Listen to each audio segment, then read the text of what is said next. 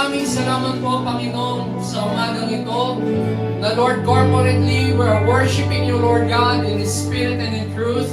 Lord, Holy Spirit, thank you for your presence, Lord, sa umagang ito. Amen. Na Lord, ang presensya mo, Panginoon, ay bumabasag ng kahit anumang, Panginoon, na kabigatan sa puso, Panginoon, ng inyong mga anak, Lord.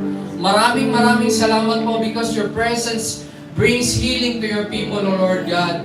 At Lord, sa umagang ito, sa aming pakikinig ng inyong salita, patuloy niyo po kaming babaguhin. There will be a renewal of mind, O Lord God, as we listen to your word. Lord, gamitin niyo po ang aming pastor bilang daluyan ng inyong salita, ng inyong pagpapala, ng inyong kagalingan, ng inyong kapangyarihan, Panginoon. Lord, Holy Spirit, be our teacher and guide this morning, O Lord God. Lord, itataas namin walang ibang pangalan, kundi ang pangalan na lamang ng aming Panginoong Jesus. At ang lahat ng anak ng Panginoong Jesus ay magsasabi ng Amen! Hallelujah! Palagpakan po natin ang Panginoon. Praise the Lord. Amen. Hallelujah. Good morning po sa ating lahat. Pwede na po tayo makaupo and welcome to our Sunday worship. Ganon din po sa mga nanonood online. Good morning po sa atin. Amen. God is good. Amen. Mabuti po ang ating Diyos. Amen po mga kapatid. Amen. Praise God. Saan daw po kumikilos si Lord? Even here and even now. One more time. Even here and even now. Ibig sabihin po dito at ngayon. Hindi lang yung nakaraan. Although pinag-uusapan po natin maraming bagay mula sa Biblia yung nakaraan. Pero ang Panginoon po natin ay pareho. Sabihin natin pareho Panginoon natin. Hebrews 13, di po ba sabi rin, Jesus Christ is the same yesterday, today, and forever. Kaya makakaasa po tayo. Kung may ginawa na siyang magandang bagay sa buhay po natin, buhay po ninyo, meron pa rin po siyang gagawin magandang bagay sa ating lahat. Dahil siya po ay mabuting Diyos. Sabi natin mabuting Diyos. Amen. Tayo po ito ngayon muli at tayo magbibigay sa ating Panginoon. Praise the Lord. Hallelujah. Thank you, Lord. Hallelujah. Let's pray. Father, in Jesus' name, ang inyong mga anak po ay nandito ngayon na ready po na i-worship ka, Panginoon. In spirit and in truth, O Lord. The truth that you already blessed us. The truth that you already did many good things sa buhay po namin. And here is the reason why we are here worshiping you and saying, wow and thank you, Lord, sa mga ginawa mo sa aming buhay. Another worship namin ginawa ay pumunta kami rito, nagsama-sama, inuwitan ka.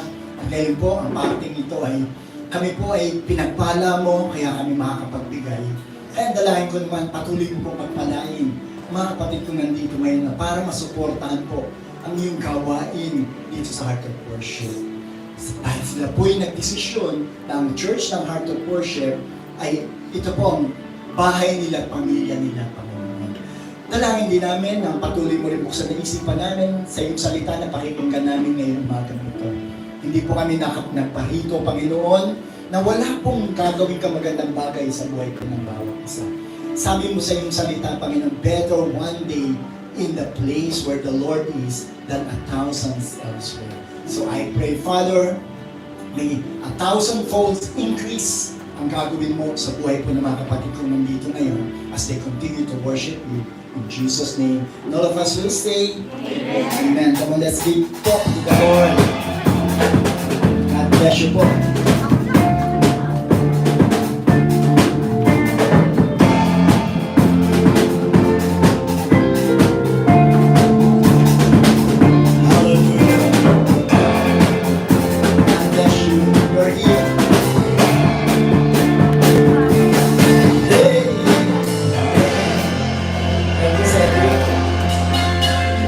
Kaya palapakan natin ng Panginoon.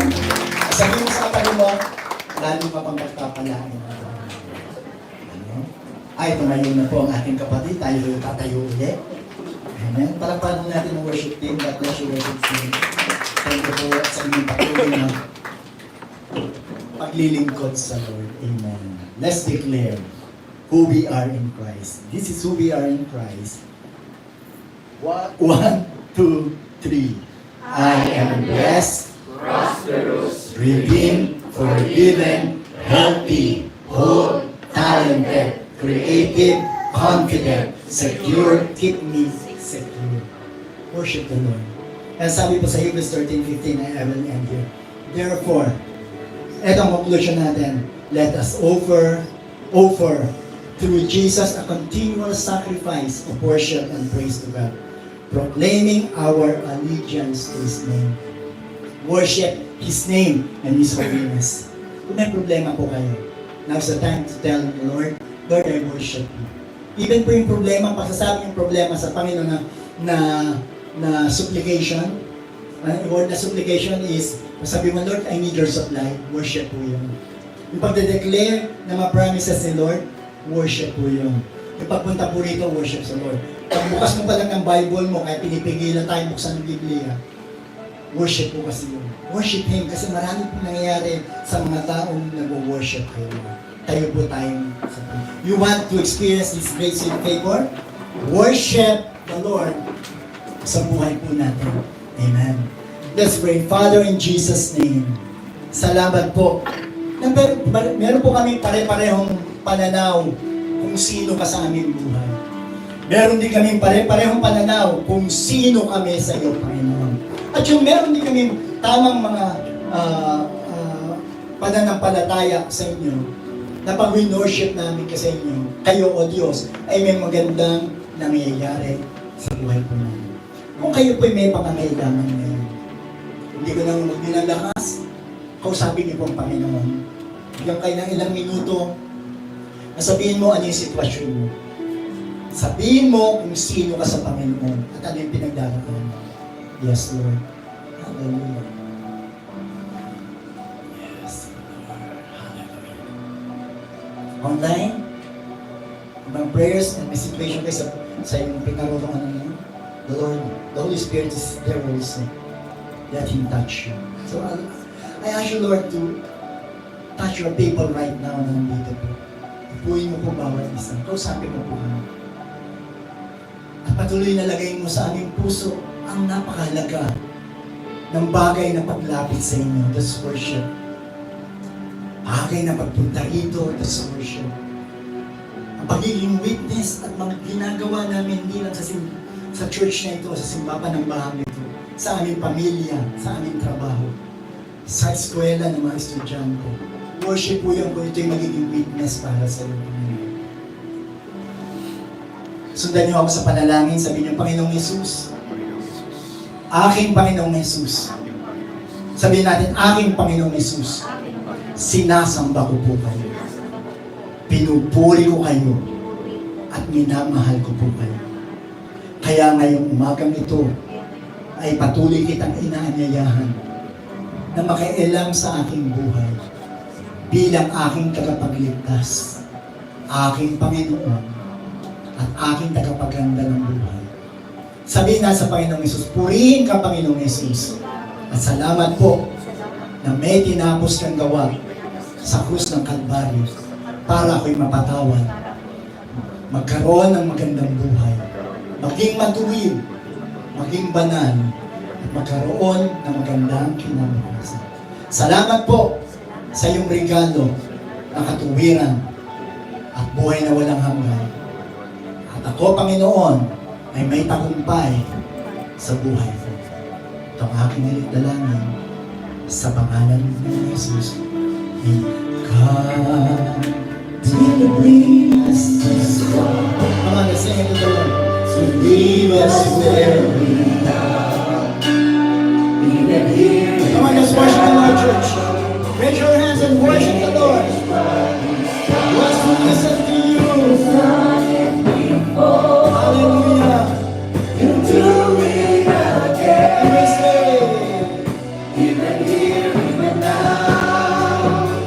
You're faithful to me. There is nothing that my God can do. Come on, declare it, church. Sing this song. Sing and move the mountains with your blood. Come on, open your mouth and worship Him. So when I see the giant up ahead, I don't feel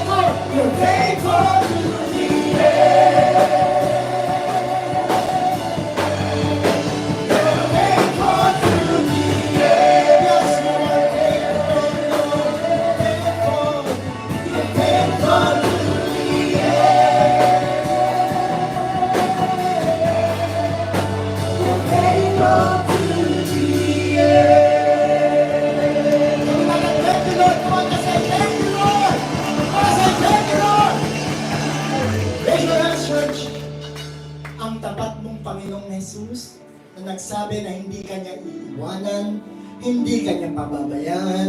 Ang sinimulan niya magandang bagay sa iyo, gagawin niya itong perfecto at magiging maayos hanggang huli.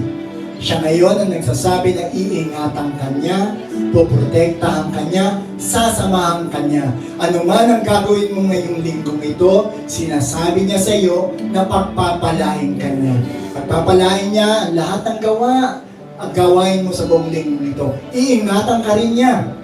Kasama ng mahal mo sa buhay, sa iyong pag-alis ng bahay, at pagbalik muli galing sa anumang lugar, sa trabaho, eskwela, at mga pinuntahan mo na kailangan mo ng pabor at pagpapalay. Ang kanyang pabor, can you say amen to that? Ay hindi magkukulang sa iyo. Bagkus ito'y mag-uumapaw, hahabulin ka, papalibutan ka, iingatan ka. Yan ang pagpapalang sinasabi sa iyo ng Panginoong Yesus. Ngayon, dahil kayo pinagpala, mahal niya, niligtas at patuloy na ingatan sa pangalan ng Panginoong Yesus. Lahat tayo magsabi na Amen. Sabi natin, thank you Lord Jesus for your love, blessing, and favor.